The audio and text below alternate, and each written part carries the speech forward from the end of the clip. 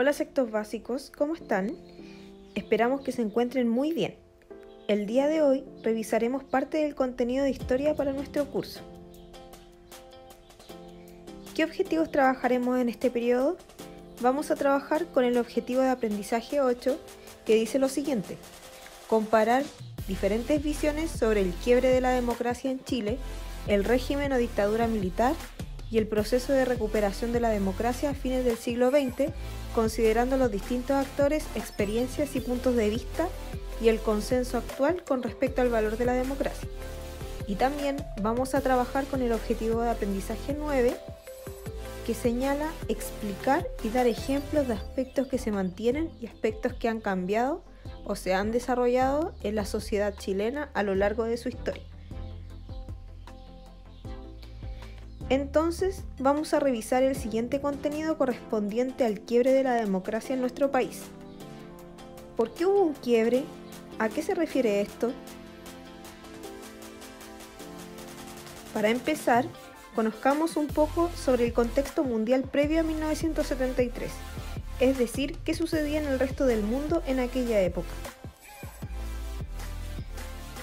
Tenemos la Guerra Fría, entre 1947 y 1991, que fue un enfrentamiento de competencia y conflicto ideológico entre Estados Unidos y la Unión Soviética, actual Rusia. Si bien estos países no se enfrentaron a una guerra abierta y directa, lo hicieron desprestigiándose mutuamente y tratando de imponer su modelo de sociedad en diversos países. Se construye el Muro de Berlín el 3 de agosto del año 1961. Fue una gran pared de hormigón que dividió Alemania en dos partes durante 28 años. Por un lado, la República Federal Alemana en la parte occidental y por otro lado, la República Democrática Alemana, que apoyaba el comunismo de la Unión Soviética. La construcción del Muro de Berlín tuvo consecuencias nefastas para la población, ya que el país europeo quedó fuertemente dividido y millones de familias quedaron separadas durante 28 años. Otro hecho importante previo a 1973 fue la crisis de los misiles en Cuba. Se conoce como crisis de los misiles a los 13 días de octubre de 1962, en los que Estados Unidos y la Unión Soviética estuvieron a punto de comenzar una guerra nuclear por Cuba.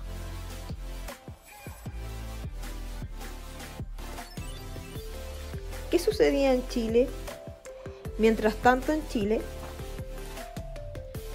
la literatura tuvo en Pablo Neruda al máximo representante de la poesía chilena. En 1972 obtuvo el premio Nobel, que anteriormente había obtenido Gabriela Mistral. Chile, tierra de poetas, también contó con otros grandes exponentes. También en la década de 1960 surge el movimiento musical conocido como Nueva Canción Chilena, que reflejaba el sentir popular y denunciaba los problemas sociales existentes. En este movimiento destacaron Violeta Parra, Víctor Jara, Patricio Mans, Inti Illimani, Los Jaivas, entre otros. Antes de continuar, vamos a aclarar algunos conceptos, como el siguiente. ¿Qué es la polarización política? Es un proceso donde el tema político se divide en dos polos opuestos y en el que hay una profundización de las diferencias políticas entre los distintos sectores de un país, impidiendo el diálogo y una normal convivencia. En este sentido, la Guerra Fría influenció a Chile con sus dos ideologías, extrema derecha y extrema izquierda. Proyectos políticos de la época.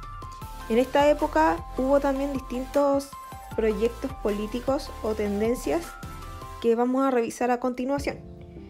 El proyecto de derecha interpretaba a los sectores empresariales y contaba con apoyo de sectores medios y populares. Este proyecto planteaba que los problemas sociales y económicos del país se resolvían a través del desarrollo de la iniciativa privada y con una menor intervención del Estado en la economía, es decir, con el apoyo de las empresas. A este sector político pertenecía el presidente Jorge Alessandri Rodríguez, quien gobierna en Chile durante los años 1958 a 1964. El proyecto del centro interpretaba a los sectores medios y contaba con un apoyo importante de amplios sectores populares, particularmente mujeres y campesinos. Este proyecto proponía reformas estructurales en educación y en el campo para acelerar el desarrollo económico, por ejemplo en el tema del campo con la reforma agraria. A este sector político pertenecía el presidente Eduardo Frei Montalva, quien gobierna en Chile entre los años 1964 y 1970.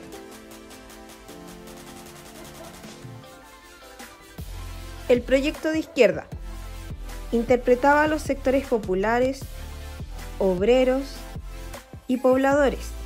Contaba con el apoyo de sectores medios, jóvenes profesionales, intelectuales y artistas.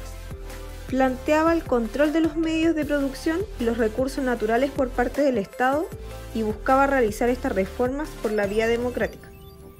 A este sector político pertenecía el presidente Salvador Allende Gossens, quien gobierna en Chile entre los años 1970 y 1973. De aquí tenemos entonces el gobierno de la Unidad Popular. Para enfrentar las elecciones de 1970, se formó una alianza política denominada Unidad Popular. Estaba constituida por el Partido Comunista, el Partido Socialista y parte del Partido Radical, entre otros partidos políticos más pequeños que tenían como candidato a Allende, quien competía en esa época contra Jorge Alessandri de derecha, Radomiro Tomic de centro, resultando electo finalmente Salvador Allende.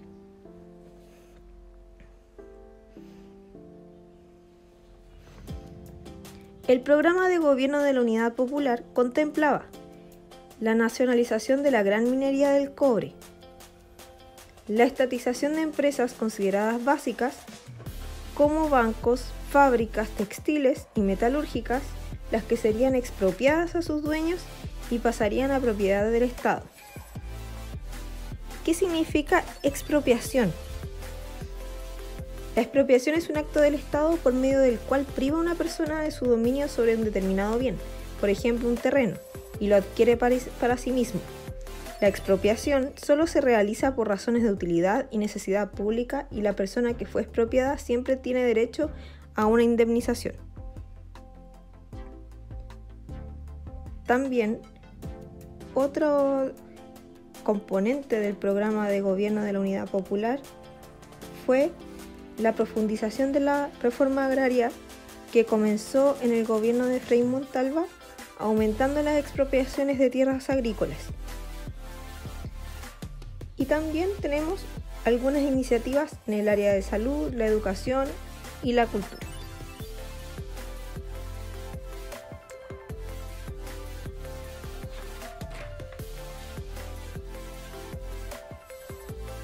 Mientras tanto, la polarización política aumentaba.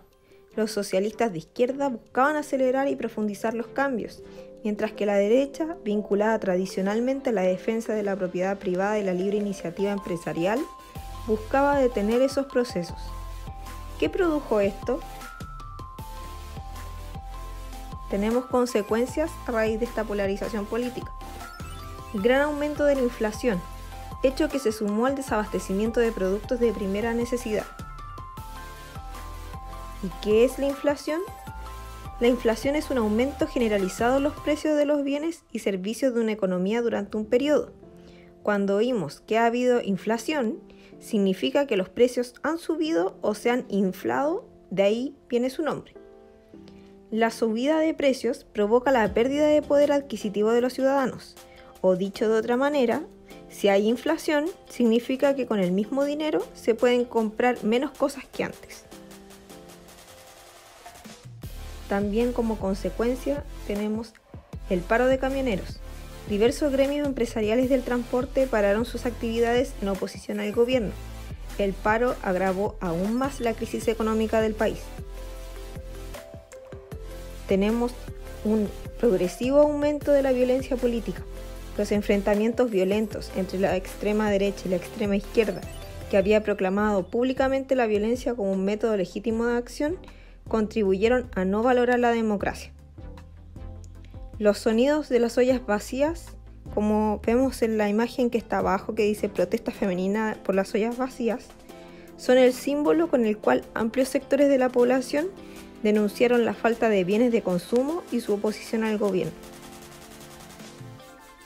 Todos estos hechos fueron aumentando de manera progresiva una crisis que llegaría a su punto más alto con el golpe de Estado de 1973. Esperamos que hayamos aclarado algunos conceptos y hechos de este periodo de la historia de nuestro país. Nos vemos en un próximo video.